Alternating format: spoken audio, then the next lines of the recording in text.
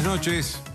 Hoy el presidente Macri dijo el discurso tal vez más importante que pronunció desde que es presidente de la Nación. Habló de reformas, habló de reformas y de negociación permanente, habló de consensos básicos y también criticó a casi todos los sectores. Pero lo importante, tal vez lo más destacado, es que promovió un cambio cultural a través de estos consensos básicos. Yo diría que fue el discurso que más lo diferenció además de las posiciones y de los discursos de su antecesora, Cristina Kirchner. Por supuesto que muchas de estas negociaciones, de muchas de estas cosas, de reformas que propuso el presidente, van a tener que ser negociadas con gobernadores, legisladores, empresarios, sindicalistas. Pero acá lo que importa, me parece a mí, es que el clima de confrontación, por lo menos desde el poder, terminó. De estos temas vamos a hablar con el ministro del Interior, Rogelio Frigerio, que ya está en el estudio, y también con dos personas que pueden analizar la profundidad de estas reformas anunciadas hoy por el presidente. Uno es Luis Echeverre, el presidente de la Sociedad Rural, y el otro es el constitucionalista Daniel Sapsay. A Sapsay le voy a preguntar también por otra noticia que se produjo hoy y que fue la renuncia de la jefa de los fiscales, Alejandra Gil Carbó, tal vez la que conservaba el lugar más importante que tenía todavía el kirchnerismo en el Estado. Después de los auspicios.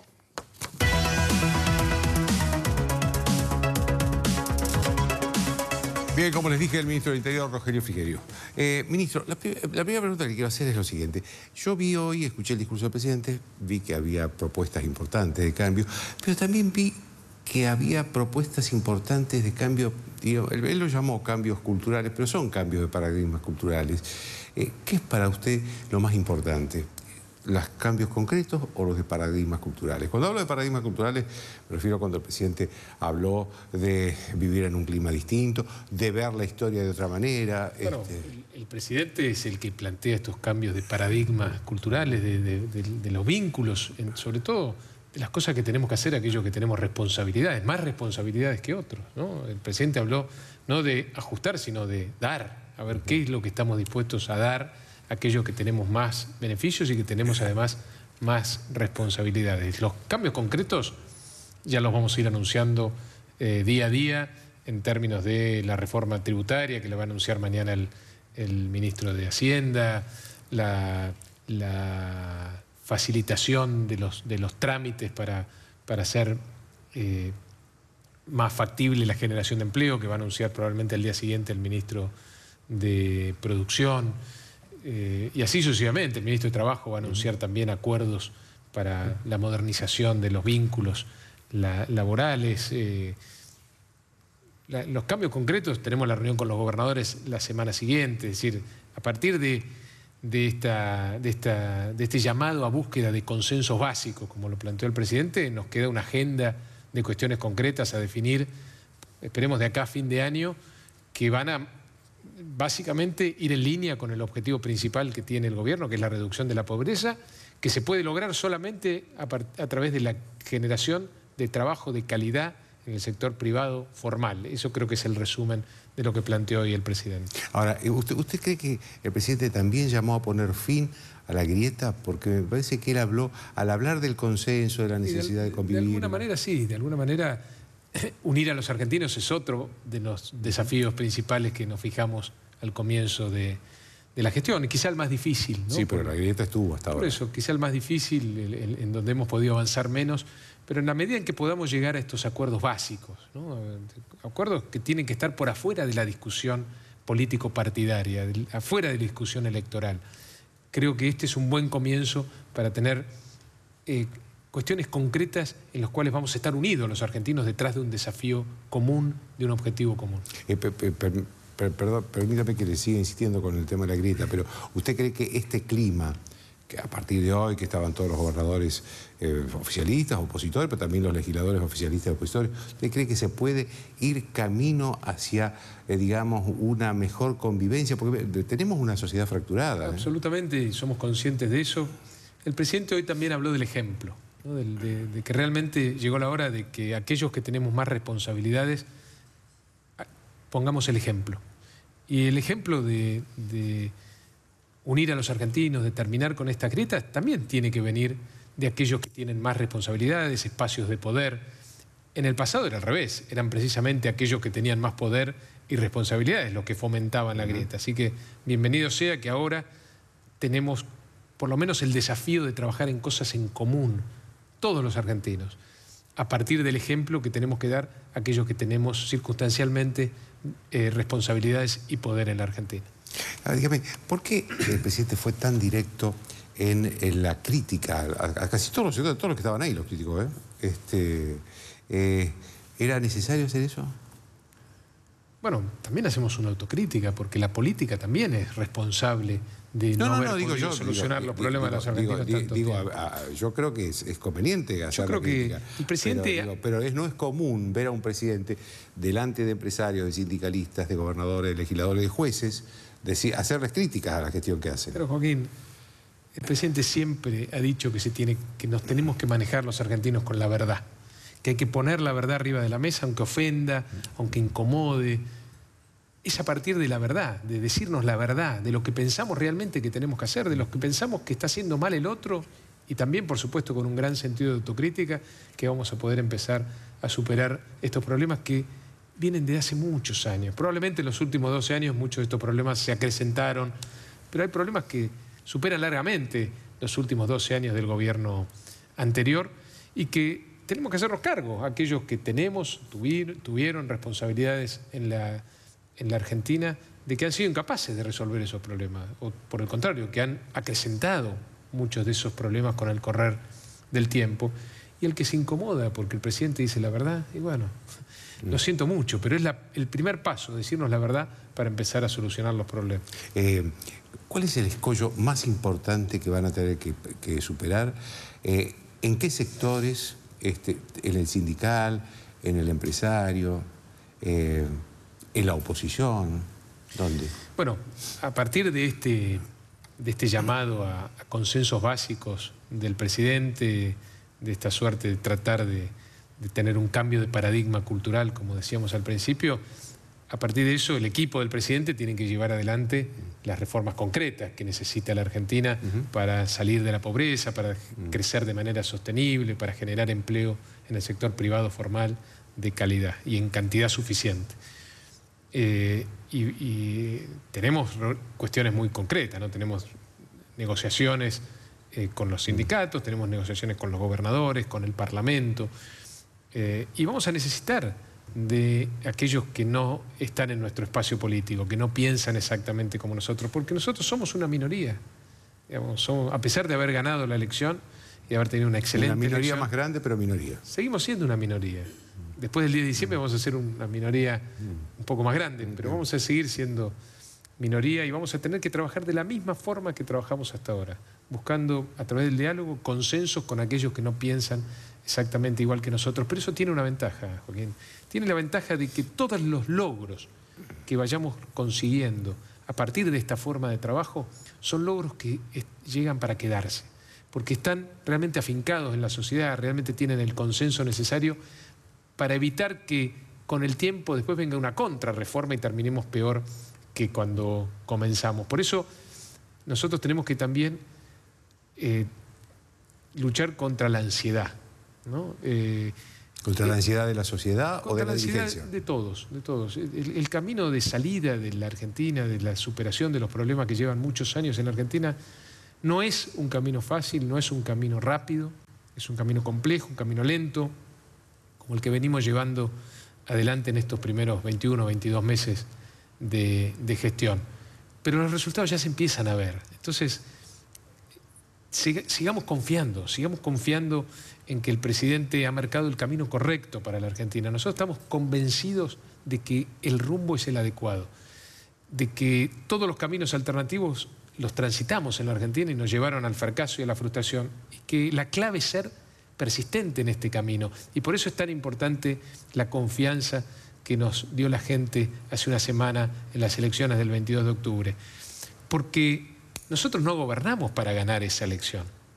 No hicimos como los gobiernos populistas del pasado que generaban políticas públicas con el único objetivo de ganar la próxima elección. Nosotros hicimos las cosas que teníamos que hacer y muchas de esas cosas fueron dolorosas y muchas de esas cosas fueron difíciles de digerir, pero claramente la sociedad entendió por fin que los atajos no nos llevan al lugar que queremos para el país, que los caminos fáciles no son los caminos que logran superar los problemas que llevan tantos años, y apostó por este cambio y apostó por este camino de transformación de la Argentina, aunque no es un camino fácil, y eso es mucho más meritorio, y por eso nosotros estamos profundamente agradecidos del apoyo que recibimos y lo planteamos en cada oportunidad que tenemos.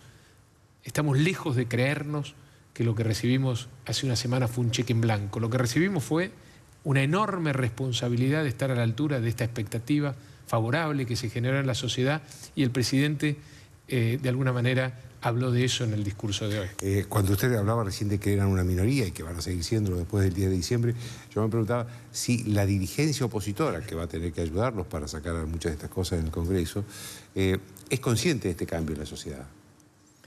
A veces la sociedad... Usted es ministro político, debe haber hablado con la oposición. A veces la sociedad va más rápido que... o cambia más rápido, se adapta más rápido a los cambios que la dirigencia. ¿Cómo está Yo veo que en general la oposición, o una parte significativa de la oposición, entiende lo que la sociedad hoy está reclamándonos, a los que tenemos responsabilidades y una cuota de poder en la Argentina. Es lo que percibo. Probablemente la oposición está fragmentada, no tiene organización, por ahora está claramente en una etapa de transición, pero creo que la mayoría de los dirigentes de la oposición entiende que hoy estamos en un momento bisagra en la Argentina, que no podemos seguir pateando para adelante los problemas, que no podemos seguir escondiendo como durante tantos años los problemas abajo de la alfombra, que tenemos que enfrentar los problemas, que la sociedad lo que nos está reclamando es eso, es la verdad, es resolver los problemas que durante muchos años otros políticos dejaban para más adelante. Y yo tengo mucha confianza, el presidente tiene mucha confianza también en que nos vamos a poner de acuerdo, por lo menos en estos lineamientos básicos que hoy el presidente le presentó a la sociedad. No presentamos instrumentos, presentamos consensos básicos, cosas que tienen que estar fuera de la discusión permanente entre los políticos, entre la dirigencia argentina. Ministro, hoy cuando lo escuchaba al presidente, sobre todo hablar de los empresarios, yo me preguntaba si a un presidente que no haya tenido un pasado empresario como Mauricio Macri, le podía hablar de esa manera a los empresarios. Usted que viene de la política, dígame, ¿le podía hablar a un presidente sin antecedente empresario de esa manera a los empresarios? Bueno, él los conoce bien, ¿no? Les cuenta las costillas, sabe lo que pueden dar y saben lo que escondieron todavía, lo que no le dieron a la sociedad. Yo creo que todos los sectores están en falta. El sector político, primero, los empresarios, los representantes de los trabajadores, los sindicatos.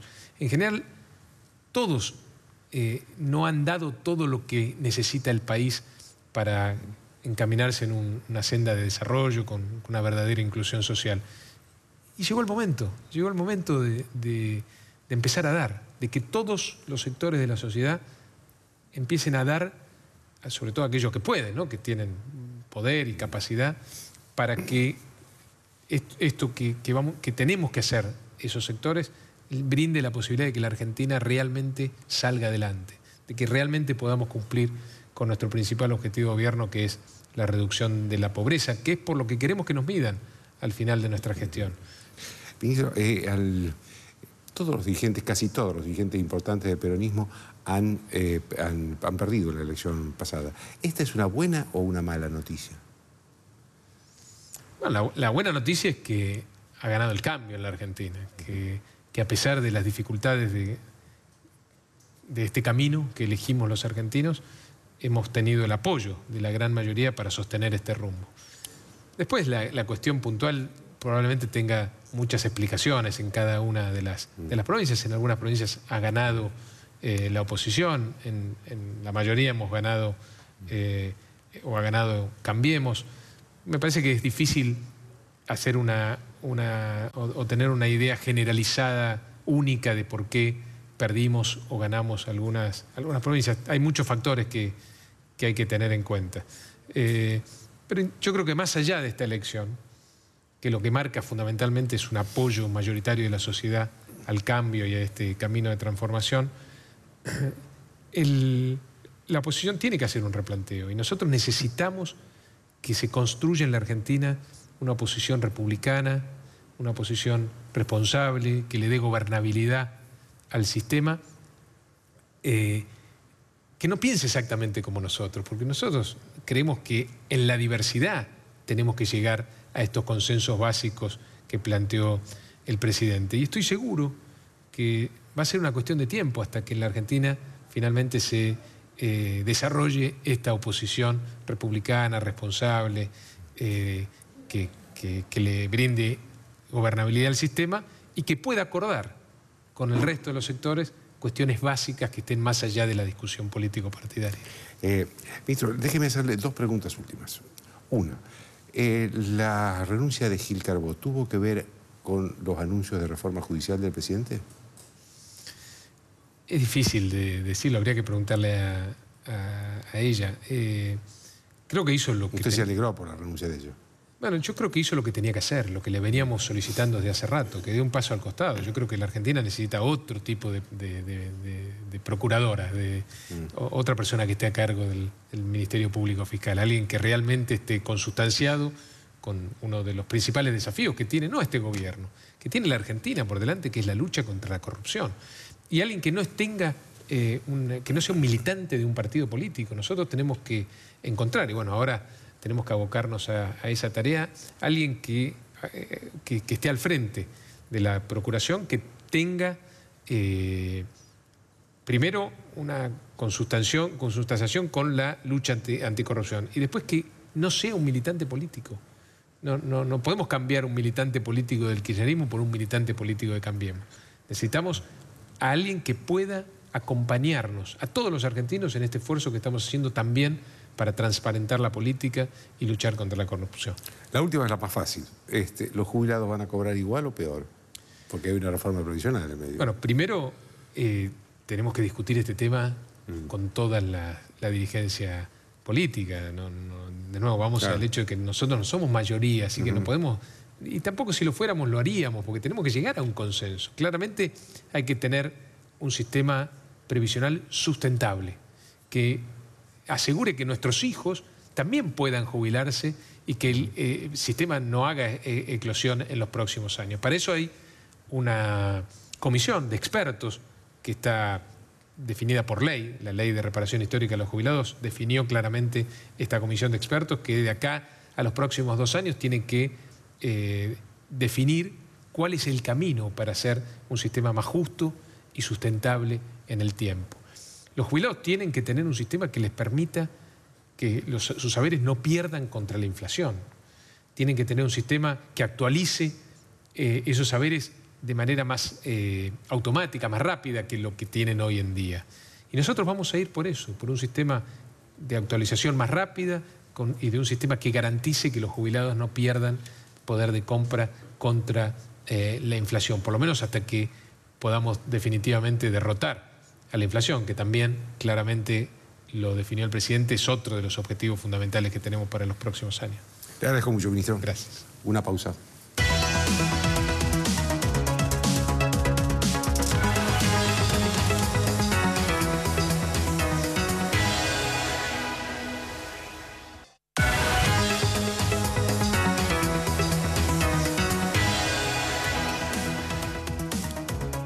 Bien, una mesa para analizar precisamente los anuncios del presidente de hoy.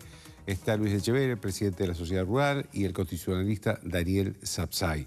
Echeverri además estuvo en el Centro Cultural Kirchner, donde se hizo el anuncio. ¿Se sintió aludido cuando el presidente habló de los empresarios? Habló fuerte, ¿eh? Habló fuerte, sí, tal cual. Pero, a ver, rescatamos que el presidente nos invitó a construir el futuro. Eso es muy importante, construir un país moderno del siglo XXI a través de los ejes que él mismo fue describiendo, del equilibrio fiscal, de la generación de empleo, de mejorar o profundizar o fortalecer la institucionalidad. Y entendemos que ese es el camino, ¿no?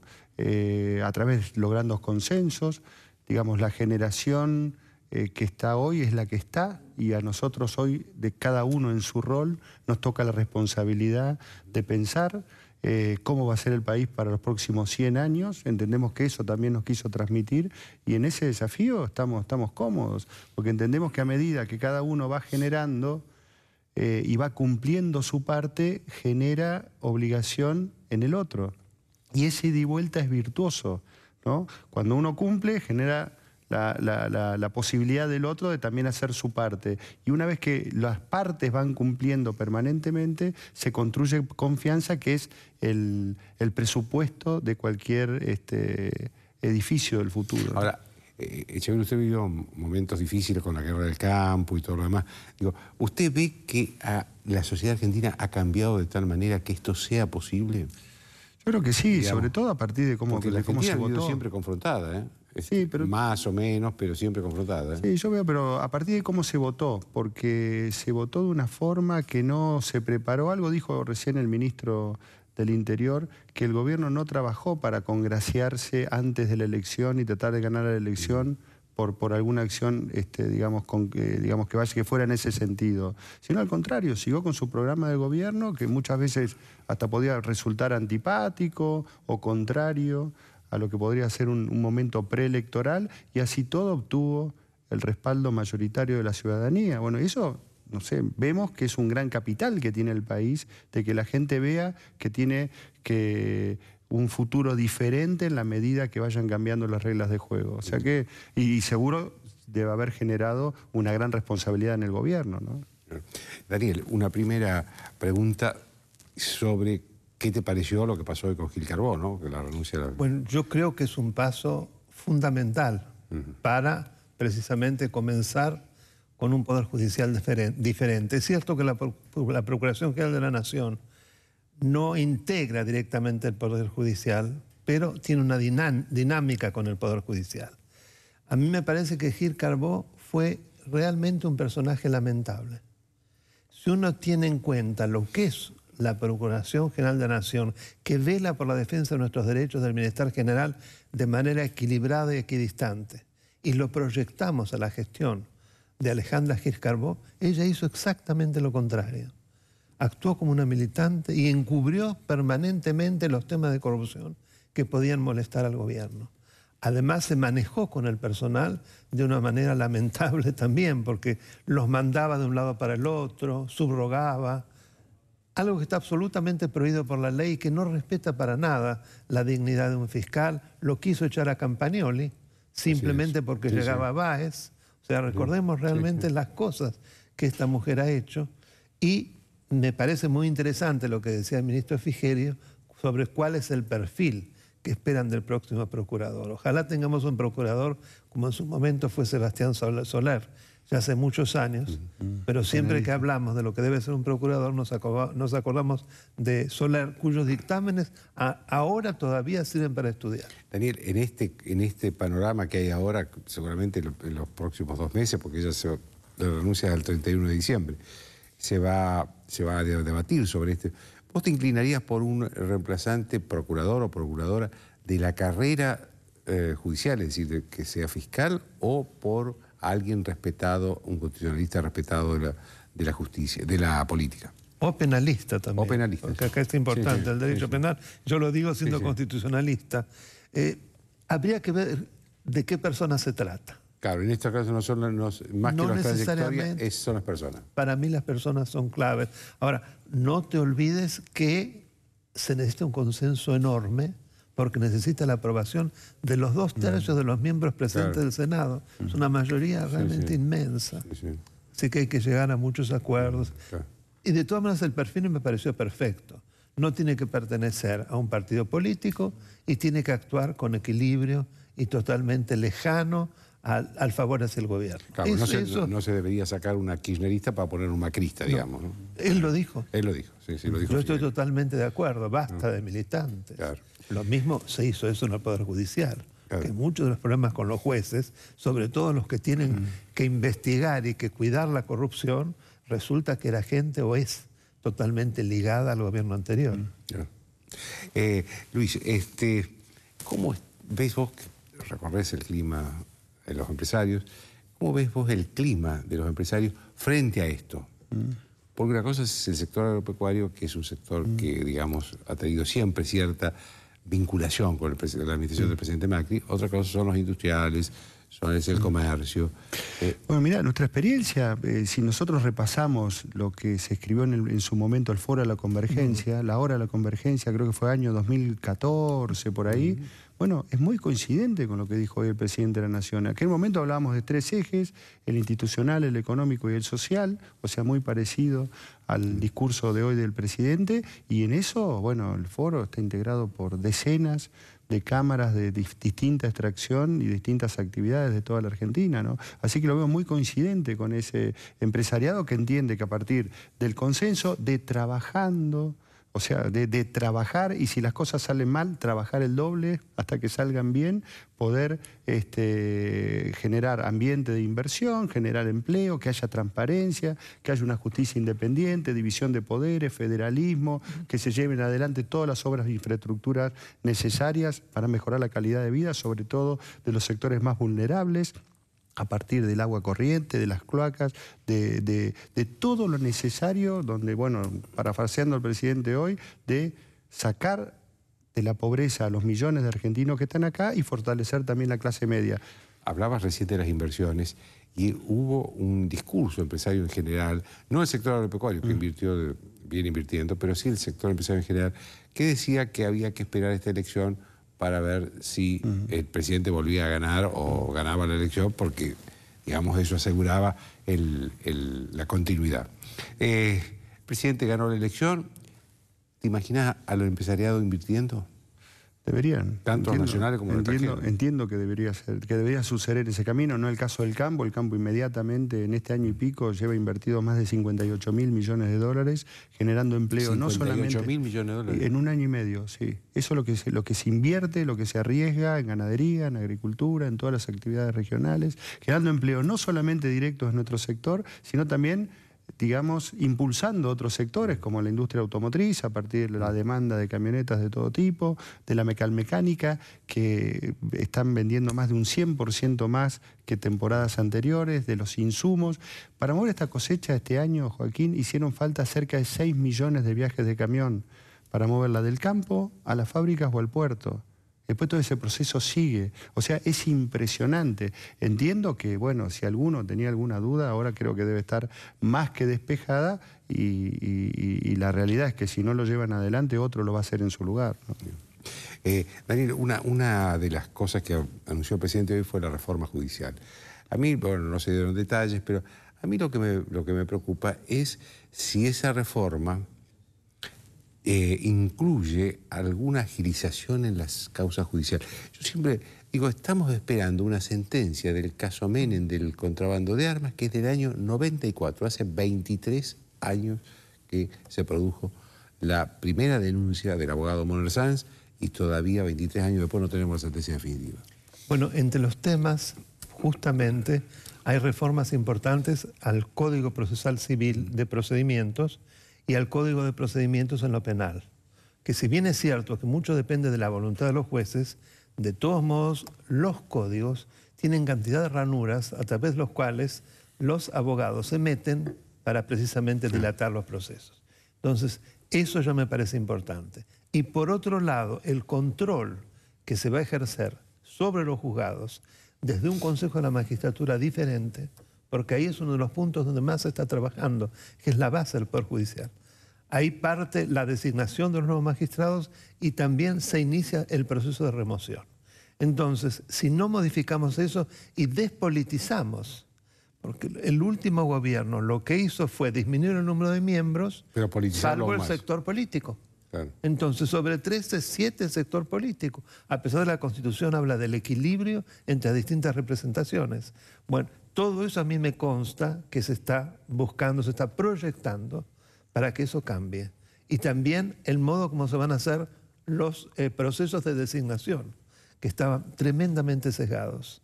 De designación de jueces. De designación de jueces, sí, los concursos de oposición, que es uno de los momentos clave es muy importante depurarlos, darle transparencia y que los jurados que participen y juzguen sean realmente independientes, porque si no, estamos en el peor de los mundos. Ahora, ¿cómo interpretás vos que en todo eso, y estábamos hablando de 23 años de una causa, en los últimos tiempos de pronto la justicia haya avanzado y ni siquiera haya tenido en cuenta esa vieja jurisprudencia que había, que jurisprudencia tácita, implícita, de que no se tomaban decisiones en una campaña electoral? ¿Cómo interpretás vos esa acción novedosa de la justicia que nadie puede explicarse por qué ahora meten presos a exfuncionarios, llaman a indagatoria? ¿Qué pasó? Bueno, por un lado, la justicia ha sido prácticamente siempre tiempista. Es decir, calcula, según el gobierno que está y los vientos de la sociedad, el ritmo en que va precisamente tomar decisiones. Y acá ha sido realmente patético. Más allá de que nos parezca importante que se luche contra la corrupción y que muchos de los que están sospechados de haber sido corruptos estén en el camino de ser sancionados, y digo en el camino porque mucha gente se confunde. Los que están presos están con prisión preventiva. Claro. Y la prisión preventiva dura 2 años. El caso de Báez, por ejemplo, en abril, si no se llega a una condena, aunque sea de primera instancia, va a haber que liberarlo. Además, esto ya cuenta por el 2 por 1. Entonces, toda condena que se le va a aplicar, esta parte va a valer la mitad. Así que es muy importante observar eso, que no sea que simplemente sea un mero momento y después... Pero yo confío mucho en la sociedad. Yo creo que observan... ¿Vos crees que en última instancia la justicia está presionada por la sociedad? Sí, sí, sí. Las expectativas de la sociedad. Además, yo creo que han observado que mucho pesó para la elección que hemos tenido la búsqueda de una república. Este gobierno, antes de las elecciones, ya hablo del 2015, habló de república. República implica separación de poderes, implica una justicia vigorosa, y la gente pide eso y se da cuenta por primera vez que la justicia tiene mucho que ver con su vida diaria. Y también se habla acá, otras de las reformas importantes de las que muy poco se había hablado, es el acceso a la justicia. Para la mayoría de la gente, ¿por qué no cuenta la justicia? Que no tiene posibilidades de acceder. Hasta físicamente, tribunales que están muy lejos, no puede ser asesorado, no tiene medios, y lo que se va a tratar más y más es que la gente realmente pueda acceder a la justicia. Luis, una parte importante del discurso del presidente hablaba de la necesidad de salir de esta economía cerrada y dijo, no podemos seguir viviendo con lo nuestro, exactamente eso. ¿Cómo interpreta esto el sector rural por un lado, pero también los otros empresarios, porque el sector rural tiene que convivir con el mundo, en cambio los otros a veces prefieren una economía más cerrada, ¿no? Sí, a ver, en lo que es la producción de alimentos somos un actor a nivel mundial. Entonces, independientemente de la idea que podamos tener en nuestro país, manda lo que hacen nuestros competidores. Y hay elementos de competitividad que, si nosotros nos pusiéramos en igualdad de condiciones con nuestros competidores, sabemos que nuestros alimentos se pueden imponer. Por lo demás, bueno, en eso somos competitivos, en eso siempre pedimos que se abran los mercados para que nuestros productos ingresen a los mercados. Los países nos dicen, bueno, sí, les compramos, pero ustedes también nos tienen que comprar. ¿Cómo lo solucionó el mundo? Yendo también a otras experiencias. Bueno, todo es gradual, ¿no? Hay acuerdos entre países que se firmaron en el año 2005, 2006 y que parte de esos acuerdos se van a cumplir el año que viene, el año 2018, 12, 13 años más tarde. O sea, le dan la posibilidad que los sectores más eficientes inmediatamente puedan ir y venir esas mercaderías o esos productos, y los sectores que necesitan un tiempo de preparación para poder competir abiertamente con otro país tengan el tiempo necesario y los medios a través de financiamiento y condiciones para poder afrontar esa competencia.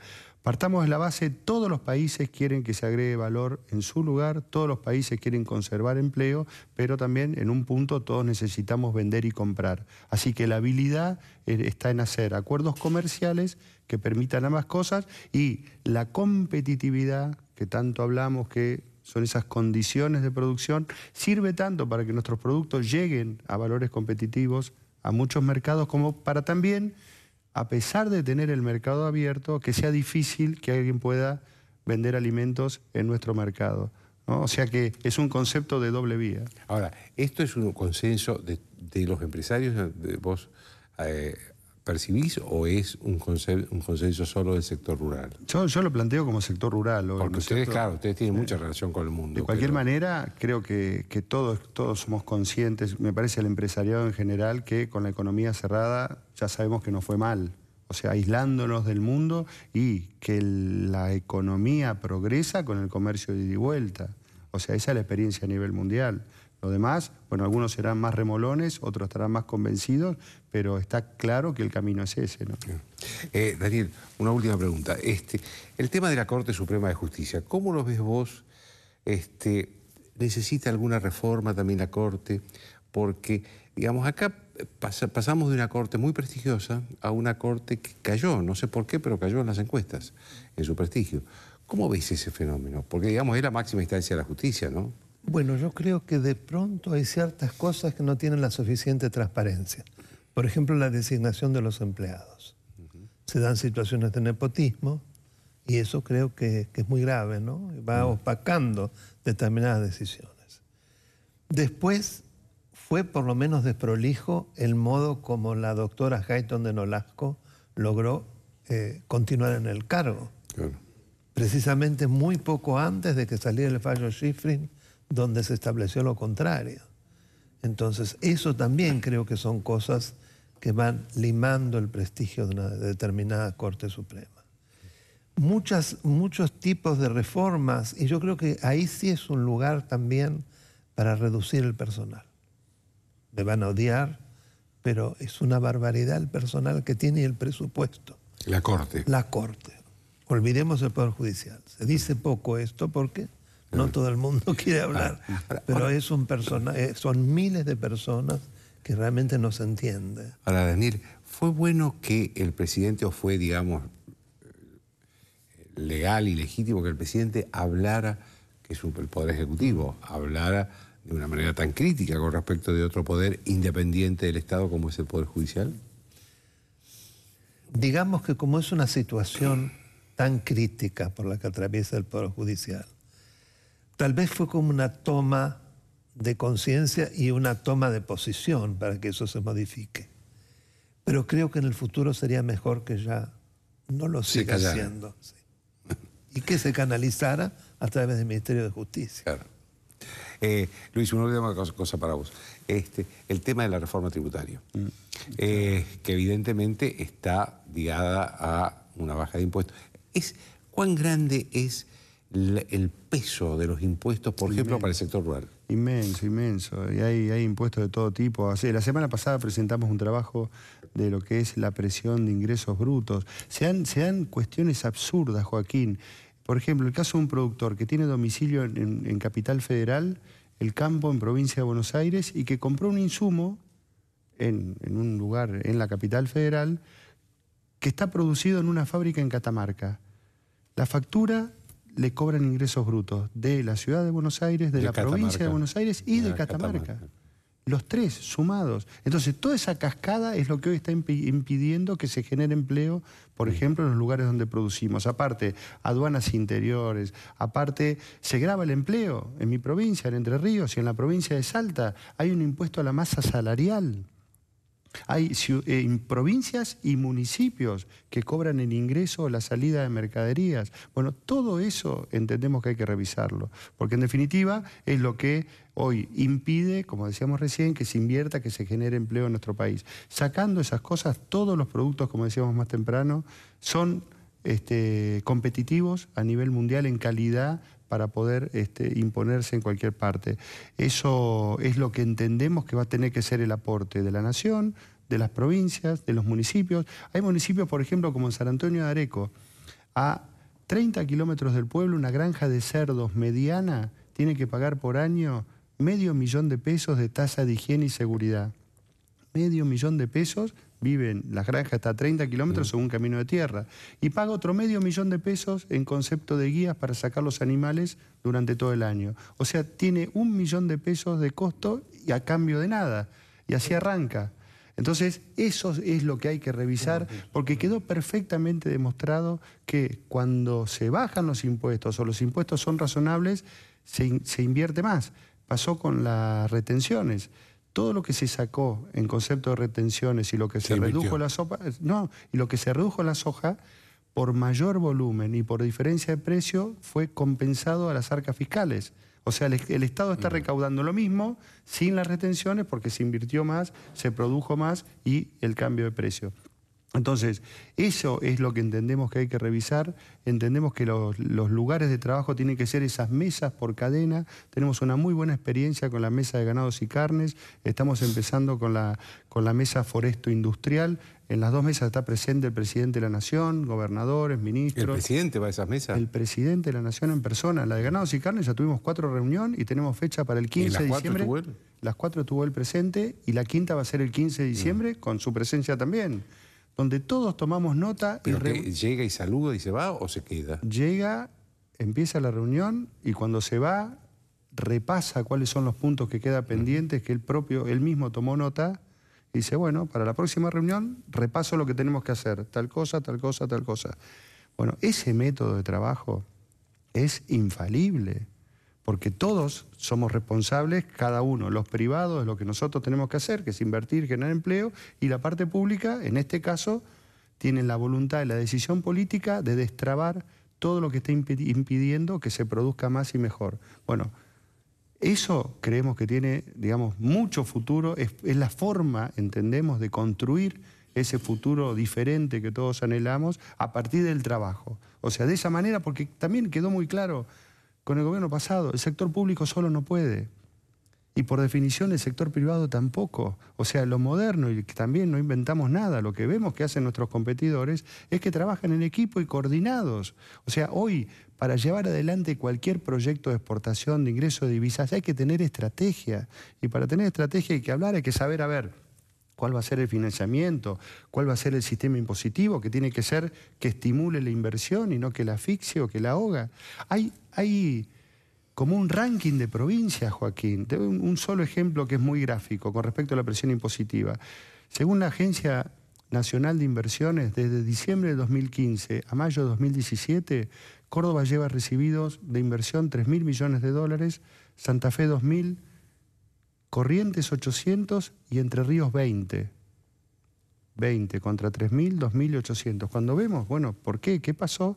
Claro, Entre Ríos es la provincia que tiene mayor presión impositiva. Claro. No adhirió a la ley de pymes, no adhirió, que sería, digamos, bueno para promover esas empresas. No adhirió a la ley de ART. Hoy el presidente habló de la industria del juicio. No sacó adelante leyes simples como la de los consorcios camineros. Para que Entre Ríos tenga, en proporción a la población, la misma cantidad de empresas de Córdoba, se tendrían que generar hoy 4.900 empresas nuevas. Entonces, esa es la responsabilidad que también tienen que tener los gobernantes de poner condiciones para que se inviertan esos territorios y en este caso los ciudadanos de esa provincia puedan quedarse en esa provincia, poder trabajar en los lugares donde están sus afectos, ¿no? Le agradezco a los dos, ¿eh? Muchas gracias. Una pausa.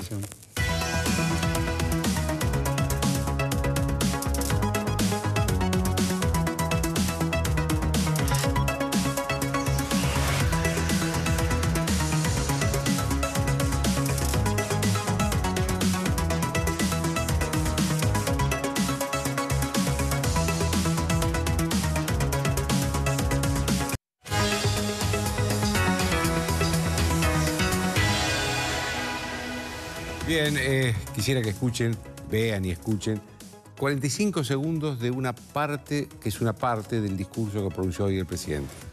A ver. Las empresas tienen que concentrarse en producir e innovar, porque eso genera trabajo, en lugar de gastar energía innecesaria en trámites.